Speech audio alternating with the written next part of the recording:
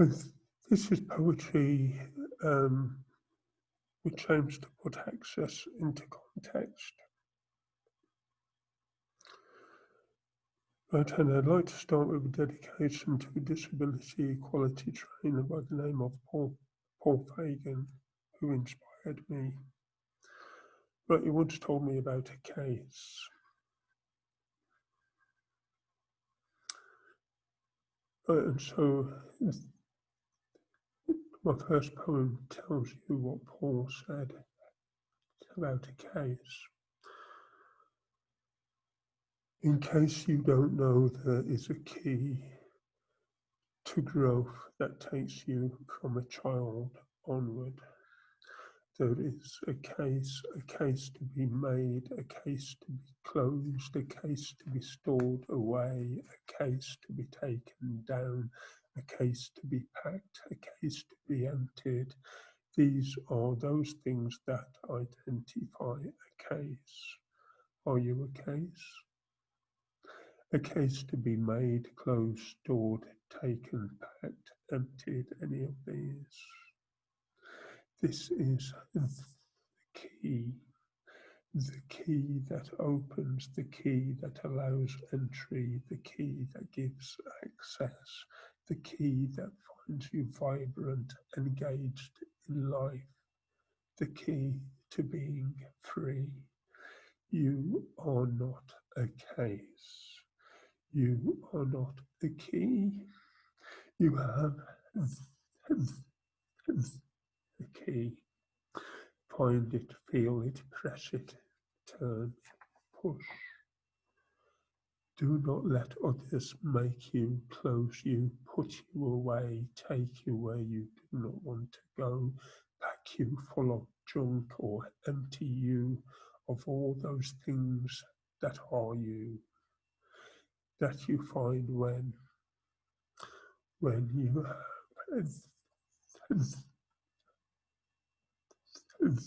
a key. A lack of exclusion is to be made a case that is put away. Access makes inclusion. Access is a key. Right, I want to tell you about something that happened to me once. I was travelling on public transport. I was sitting in the disabled people's seat.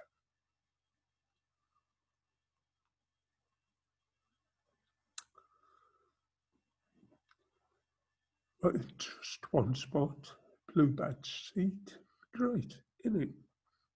There you are, sitting quietly, enjoying a ride, when another Crip gets on. Can I have my seat, mate? He says. No, it's my seat. What do you mean? You see that sign? Yeah. That sign says it's my seat. No, you see that sign, mate? He says, that sign's mine too, mate. But I'm more like that, he says. I'm more like that blue plaque than you. And I say to him, no, you ain't.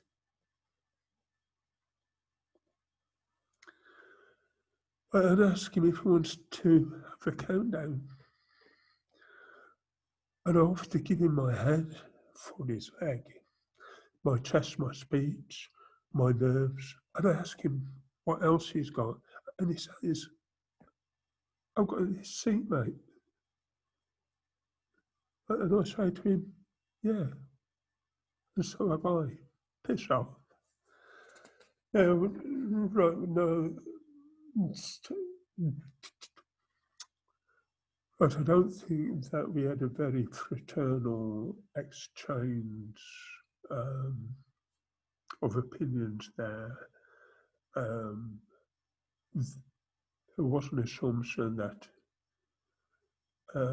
right, he had more right to that seat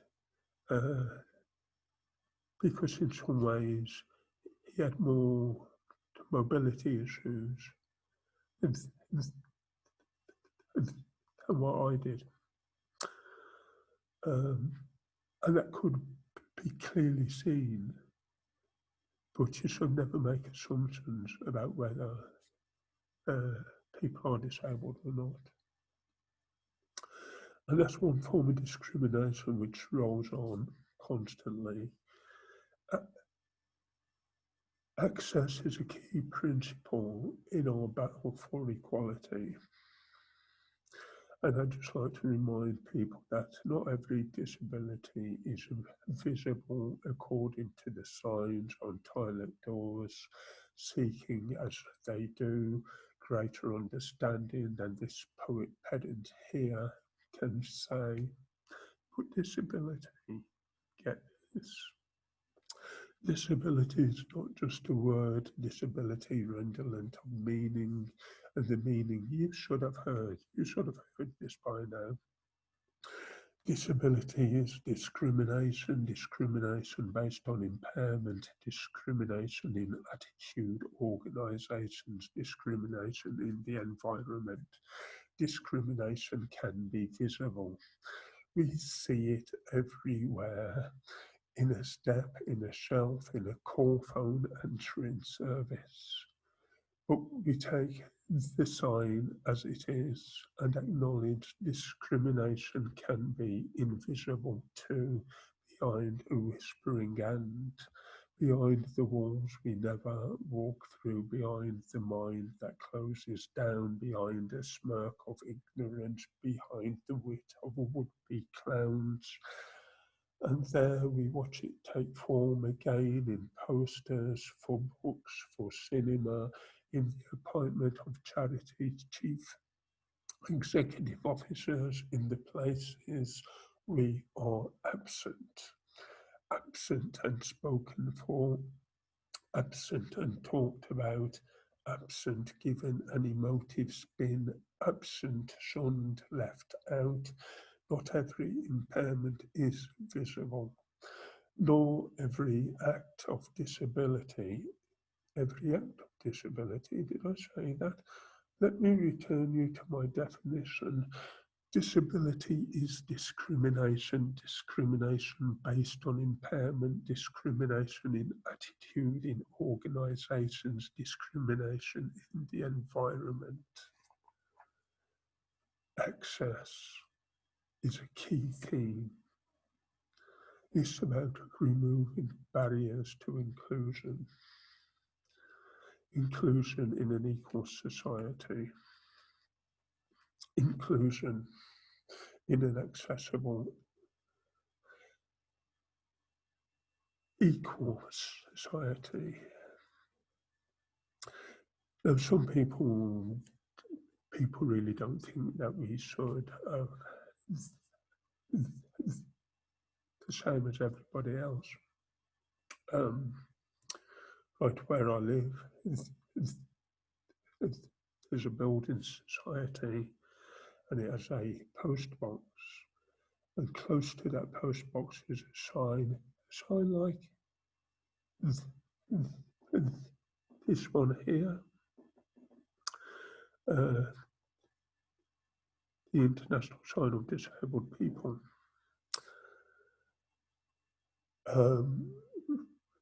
I take this an offer if you need help getting in and out. Just kind of ring a bell. If it's raining way outside, it really doesn't matter. Right, however, I focused on writing a letter, and this poem is called The Letters We Write. Should the letters we write have their own post box? Blue, not red, not gold. Should this post box have its own niche shape? Oval, not square or round, like most post boxes. Should the misshaping of our words be forever bold, Arial, no serifs, nor italics? Should the boldness of our sound, our demands, complaints shouted be, not timid nor quietly spoken? Should our demands put us first above all others, protected, not tragedy nor medical modelled? Should we, like all these others, unfair, unequal, discriminated against, not special? Should we not require the red postbox, the round postbox, the accessible font, the civil right to be equal, to be fit for all our brothers, all our sisters? Right, we have things made especially for us. We are treated special. We are excluded. We are put in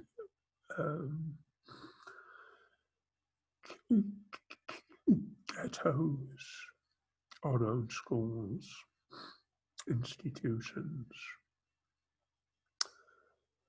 Care homes have been a real good place to be over the last 12 months, haven't they?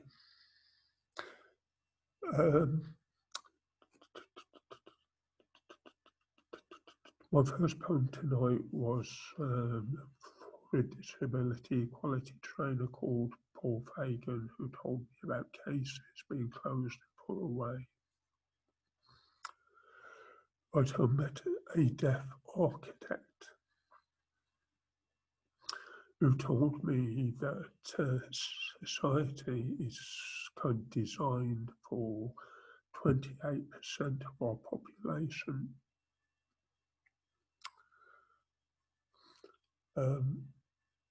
Who are young, fit men under 30 who are not pregnant.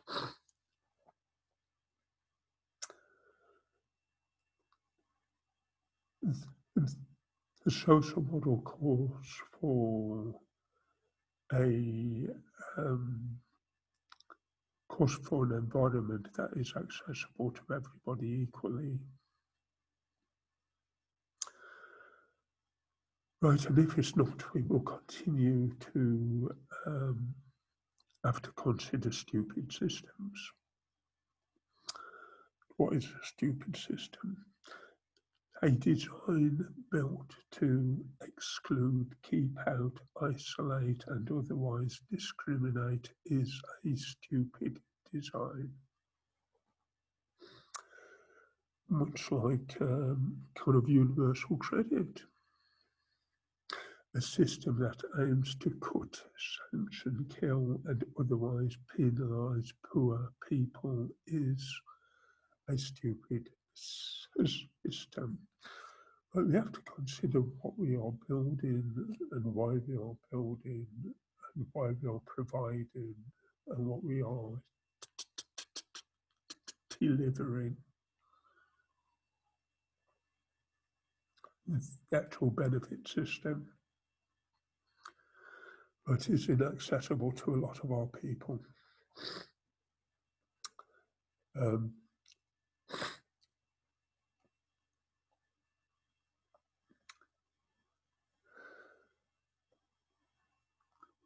I want to read a more recent poem called Disabled Access is in Use. Disabled access is in use again, says reception to the stranded wheelchairs. He neglects the person who's sitting there. Disabled access is in use again, says reception to the stranded wheelchair. Not seeing the person, use your fare. Not sorry, sir. Didn't see you sitting there, says reception to the stranded wheelchair. She neglects the person who's sitting there. She's shuffling her papers, lifting the phone. Poor little blighter should be in a home. She neglects the person who is sitting there. And disabled access is in use again, says reception to the stranded wheelchair. She neglects the person who's sitting there. Disabled access is in use again. Disabled access is in use again. The ramps full of parcels someone put there. Don't know who did it. Can't say that I care. Disabled access is in use again. The ramps are full of parcels someone put there. Wheelchairs can't pass them. They keep out the blind. The public don't see them. People don't mind. The ramps full of parcels someone put there. Don't know who did it, can't say that I care. Minding my business, I'll put this behind. Someone may help you, some people are kind. Don't know who did it, I can't say that I care. Disabled access is in use again. The ranch full of parcels, someone put there, don't know who did it, can't say that I care. Disabled access is in use again. Disabled access is in use again, or use your toilet, it's just for a bit, you can act so rude, I don't give a shit. Disabled access is in use again. Or use your toilet, it's just for a bit, it's quick, it's easy, and I'm working a shift, I'm not being bad, but if you think the cap fits, or use your toilet, it's just for a bit. You can act so rude, I don't give a shit. You can complain, grumble, moan, then hiss. Don't mean to be bad, I'm not taking the piss. You can act so rude, I don't give a shit. Disabled access is in use again, or use your toilet just for a bit. You can act so rude, I don't give a shit. Disabled access is in use again. Disabled access is in use again. The ramp's full of parcels someone put there. Don't know who did it, can't say that I care. Disabled access is in use again. Disabled access is in use again. Says reception to the stranded wheelchairs. He neglects the person who's sitting there. Disabled access is in use again. Right, so what are we going to do? Right, we can take personal responsibility. Right, we can make a change happen. Or we can get together and be angry. This kind of next poem's from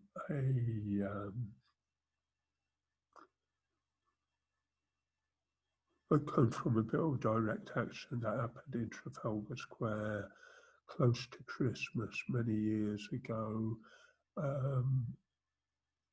underneath the kind of Norwegian Christmas tree.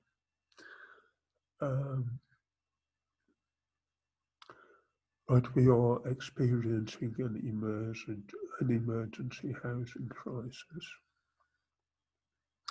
It's an emergency housing crisis for you, but for us who get less access,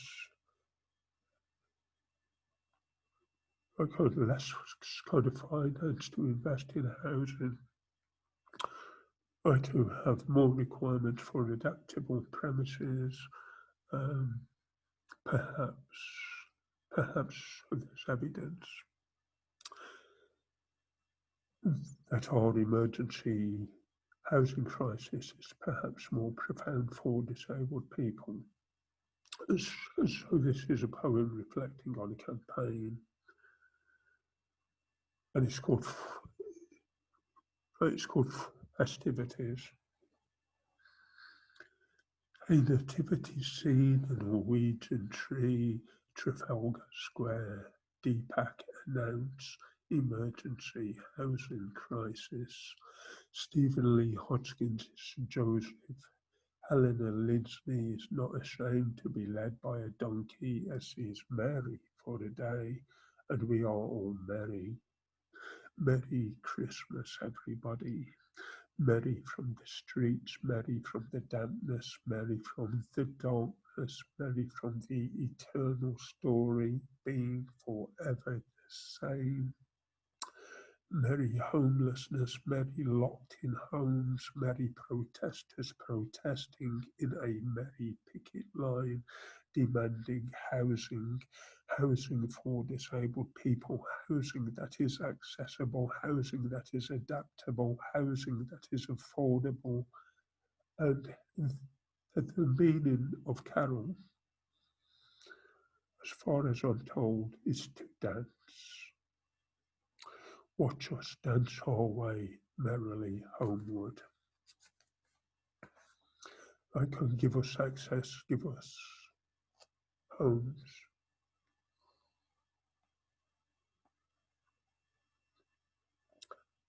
As where we can live as equals.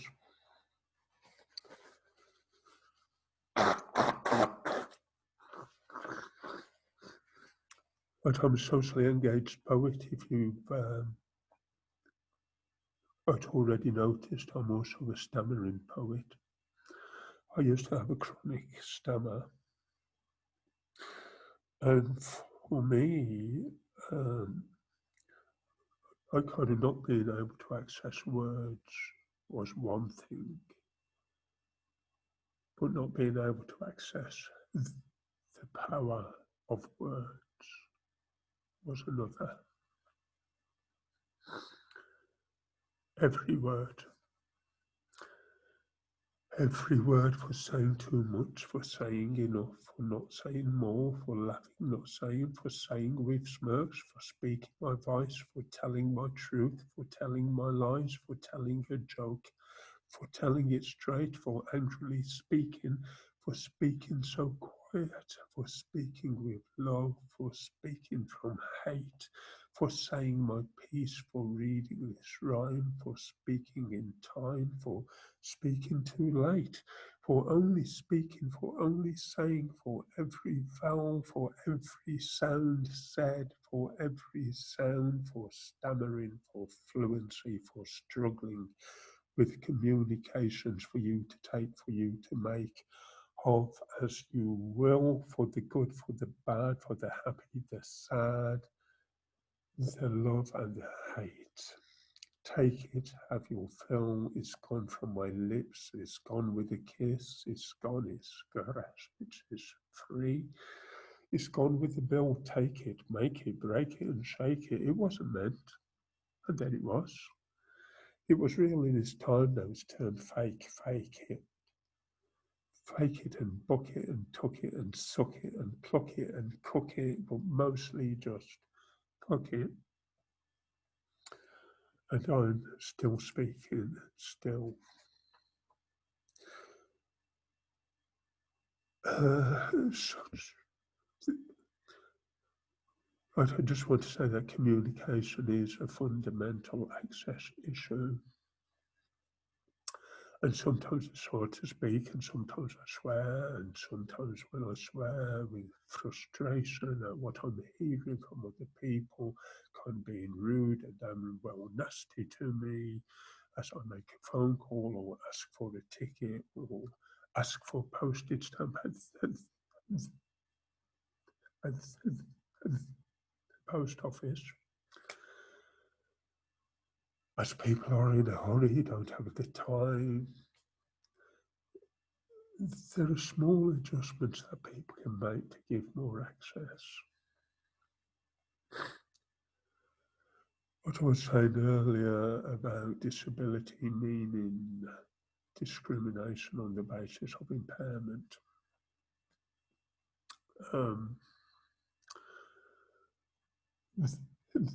This is about organisations, services, which cause lack of access. And again, it goes back to a crisis. This is a crisis of social care. Does anybody care? Or just people talking as they make rules and policies that deny us access? This is called Scrimping and Saving Co Limited. Right, we're already seeing things that we can talk about as the privatisation of social care.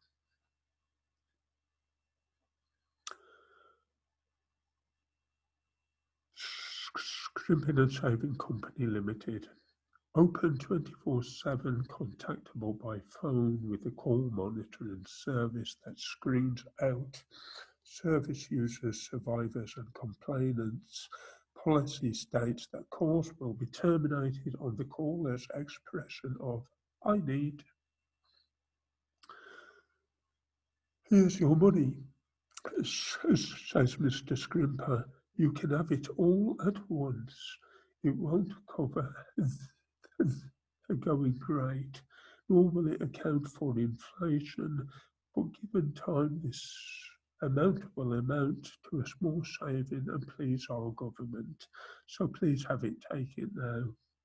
Here's a boss idea for you, boss. No one wants to stay in a hospital.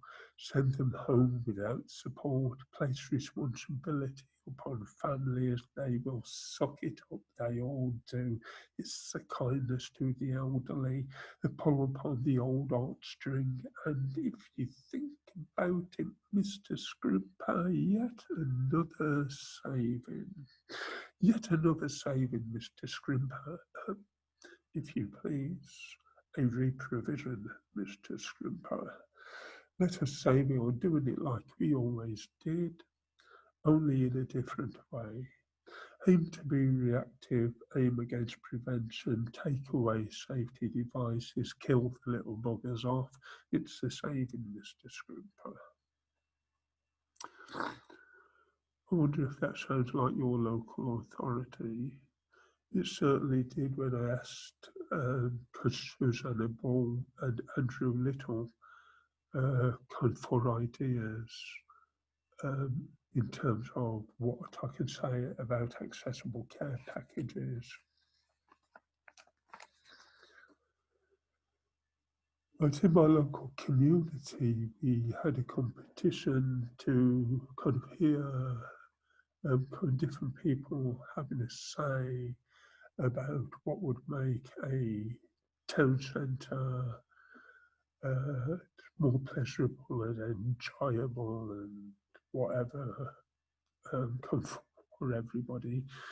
I don't know if access was considered as a part of the design plan. But I entered my poem anyway, and my poem is based on staying at home one night, having a smoke of things that people might not always approve of, whilst listening to music. I was listening to Tackhead, and I was listening to a 12-inch single called Malcolm X, Malcolm X, Malcolm X, Malcolm X. And on this 12-inch single, there were samples of Malcolm X speeches, and Malcolm X, he said, sitting at the table does not make you a diner unless you eat some of what's on that plate. And we have taken a lot of inspiration from the civil rights struggle. We have taken inspiration from Mahatma Gandhi, Martin Luther King, Malcolm X. And I was wondering what Malcolm X would say if Malcolm X happened to have impairments, if Malcolm X labelled himself as a disabled person. Would he say something more other than sitting at the table doesn't make you a diner unless you eat some of what's on your plate? And I decided that a kind of disabled Malcolm X might say something like, but I am Brother Malcolm, and Brother Malcolm wants so much more than beans. Brother Malcolm wants to do so much more than simply dying. Brother Malcolm wants to be able to get into your restaurant. I want to get to a table. Brother Malcolm wants to know what my choices are. Brother Malcolm, he doesn't want to be harassed. He simply wants to go to your fucking toilet. Brother Malcolm, he wants to be a participant in this place. He wants to be a planner. He wants to be involved. Brother Malcolm wants to have his say. Brother Malcolm Cooley wants all these things that are denied him. Brother Malcolm rightfully wanted the right to eat. Brother Malcolm agitated, Brother Malcolm stirred, Brother Malcolm lifted, and Brother Malcolm finally ate his beans. There are so many steps we need to get through to get access right. And yet there are simple bloody things and simple expectations in my poem. Brother Malcolm wanted to eat his beans. It's amazing how inaccessible we make things for basic human rights, like the right to eat.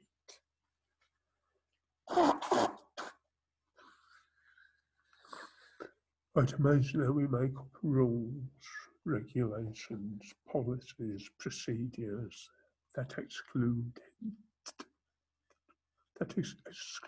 disabled people from family, from community, from friends, which exclude us from society at large. I'm a special school survivor myself. I spent much of my childhood in special school. And one thing I'm reflecting on here is I was always at special school, which was a residential school, right on my birthday. Right, so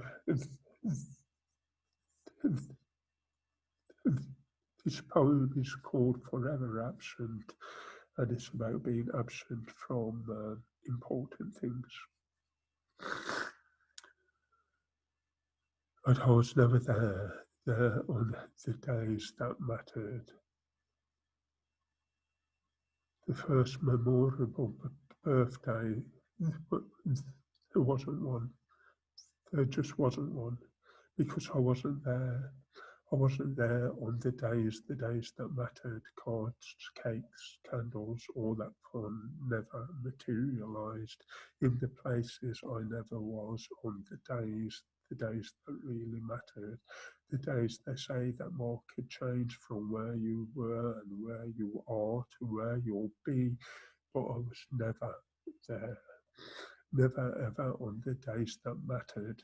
And somehow I remember my age and what year I was born, which day I was born on, though the days that really mattered never ever really happened because I was never there. I was never there. I was somewhere else, locked up, locked in, not let out on days that never happened, days that really, really mattered, days that mattered but never happened. I was never there. And it's always, that kind of reminds me, whilst I experienced segregated schooling with other disabled children, I did not see a disabled adult on the streets of London until 1985, when I was 30 years old. Right, we have been absent for so long. We have been absent for so long because of the lack of access. And also rules and policies and attitudes that stink, attitudes that kind of ensure we continue to be absent. I want to tell you about another campaigner. This campaigner is named Doug Poley. Doug Poley is an autistic man who tends to work on his own. He finds it hard to work with other people. He had a major success about 4 or 5 years ago when he took a bus company to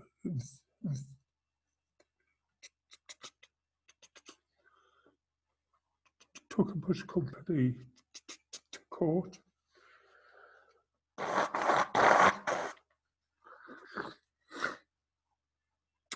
Right, over who should get priority on a priority seat. which on public transport is usually put aside for disabled people and pregnant women and right elderly people, I guess. Right, anyway, took Paulie, right, he basically won. And right, and in summing up,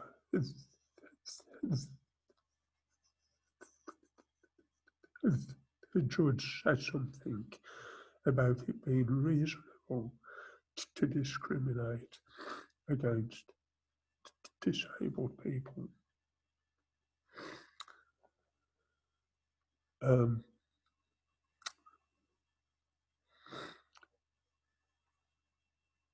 so this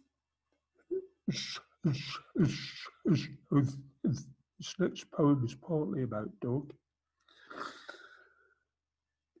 It's partly about his issue, which he fought.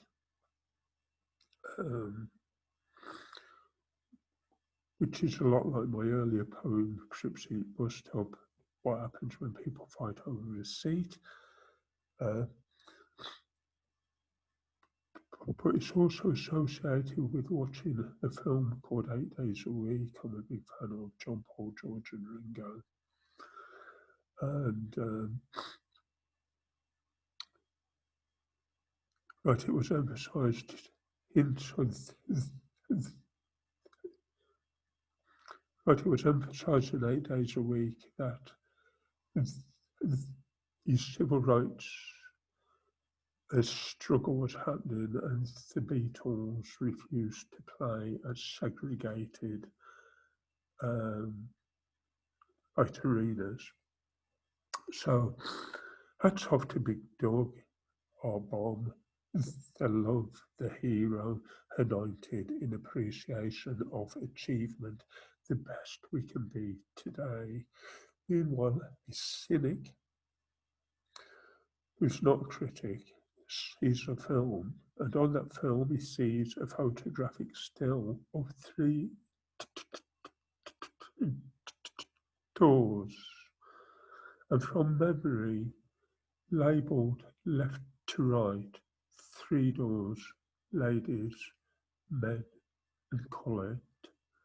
And from memory to a searing pain, full of disgust and full of shame, that we see difference denying black people gender and sexuality in our time.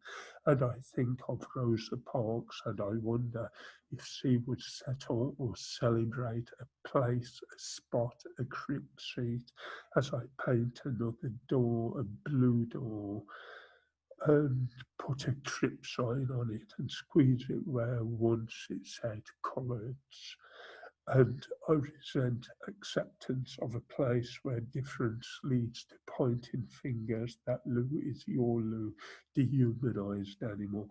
And I note the words from the summing up, where it is reasonable, and I hold, as I always hold, that discrimination is never reasonable, and I refuse to know my place. Accessible toilets, good thing, bad thing. Why can't we get design right for everybody?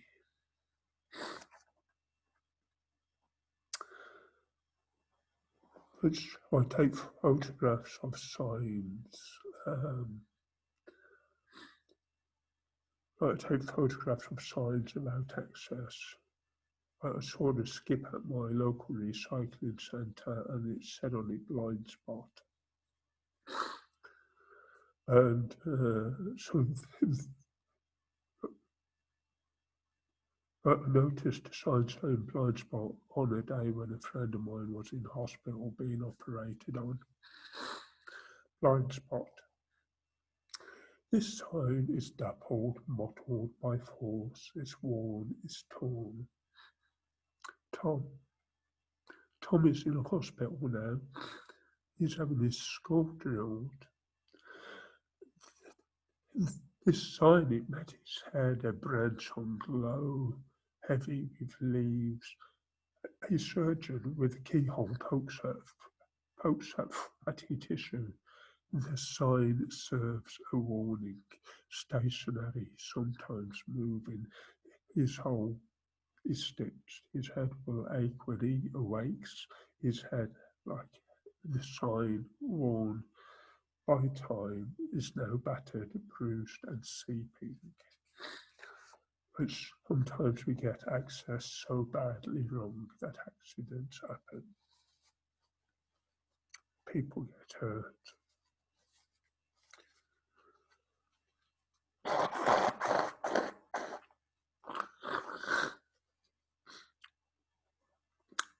I'm sorry about all the sniffing.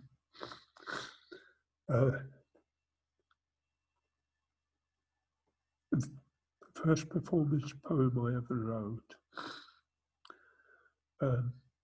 was at a train station. I was standing on a platform waiting to come south, and a train came in on the opposite platform going north, and it stopped in front of me, and I could see on the sliding doors the International Sign of Disabled People, and if these sliding doors were open, it would give egress as well as access. But if it had been egress on my side, it would have been onto a train line, onto an oncoming train, and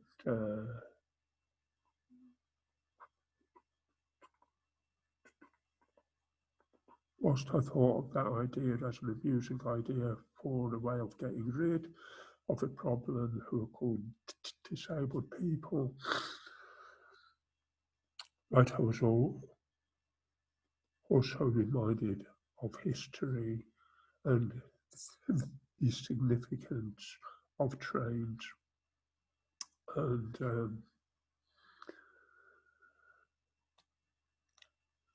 but I wrote a poem called Eugenically, Euthanastical Murder. The trains that are coming come from old Rhineland, coming from Sweden, Canada, the United States, and latterly Japan. The trains are coming. The trains are coming to a town near you, a town where you are known, a town where you can be found, a town where your door is knocked on, a town through which they will lead you, a town where people poke, a town where we heard their laughter. The trains are coming. The trains are coming, the leaflets and the internet, the papers, they are full of trains, the trains that are coming. You don't have to read it, you can hear it, you can see them on TV, you can feel it. The trains that are coming to your town. Trains. The trains, they really are coming. Voiced into life by public opinion, debated in the House of Lords, voted on in the House of Commons by ever smaller margins. These trains are coming, created by the best brains in science, designed and made for you and me and we alone, featuring history's triangles, remade into blue badges that are on the side of the trains that are coming. The trains that are coming have come now. Trains, they are waiting to muffle the tapping of your sticks, the swishing of your wheels, waiting to silence your voices, the ones that told you the trains are coming. The trains with the one way on, the trains with a no way off, the trains that are coming have stopped now. The train is in your town.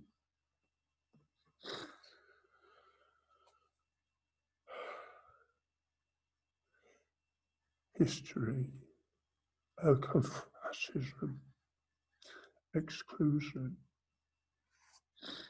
no escape,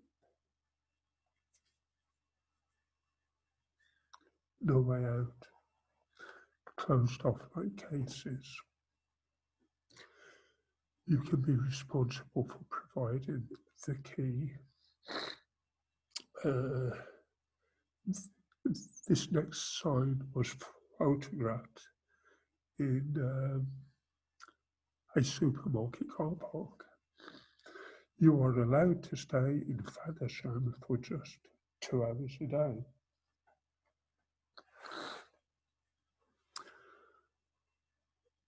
But I thought about that simple rhyme and I turned it into an haiku. Disabled people are only allowed to stay for 2 hours a day. Great, we are told how long we can shop for. Because access to a car parking space is not available. Right, any longer than 2 hours, and it's not just Faversham, is it? It's possibly at a supermarket in your town. A sign saying disabled are allowed to stay 2 hours a day.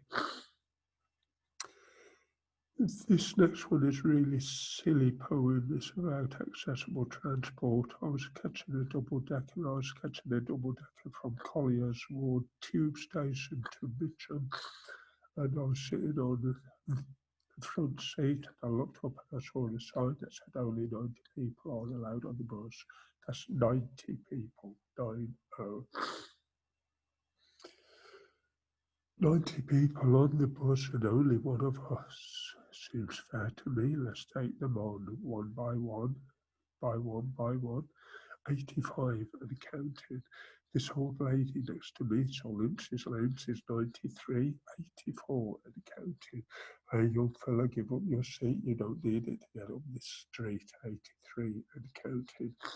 Here, young mother, fold up your chair. That's done poorly. Do take care and take your 3 kids with you. 78 and counting. 10 schoolies on the back seat. All of them are shouting. 68 and counting. This is ridiculous. 27 people standing, black and white, and so much understanding. 41 and counting. The bus driver, will he count? No, we don't. And so that's still 41 and counting. There's loads upstairs, all unawares of all these sums amounting. I can't see them all, I do confess. So this is at best a guess. There's only 5 left. Only 5 uncounted. To my left, a friend who does protest and prefer to have a window seat, some razor advice, dislike a bleed. So that's 4. And 1's a sheep. And so that's only 3 uncounted. There's 2 ahead sat together with no word said, so that's only 1 uncounted. 1. Where is this one? Is that Daft Bloke is doing all the bloody counting? I'd like to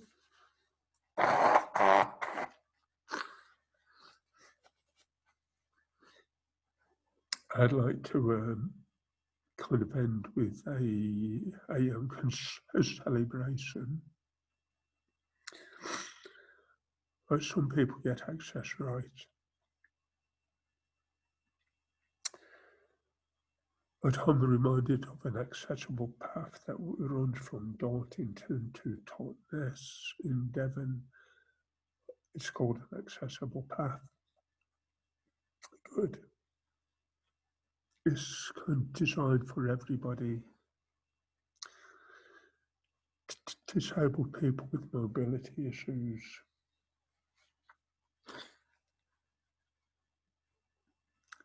Skateboarders, cyclists, and mothers with prams, men, women, children.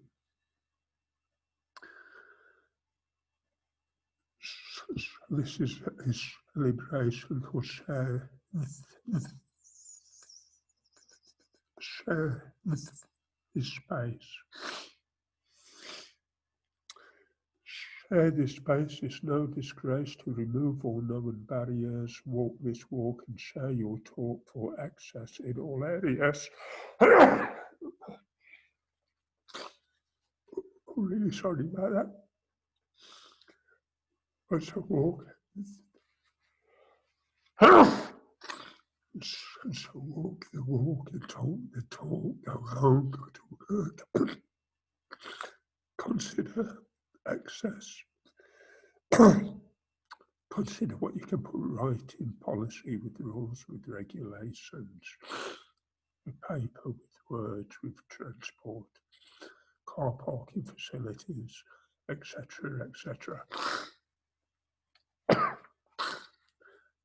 The best of luck to you getting access right. Thank you for your time.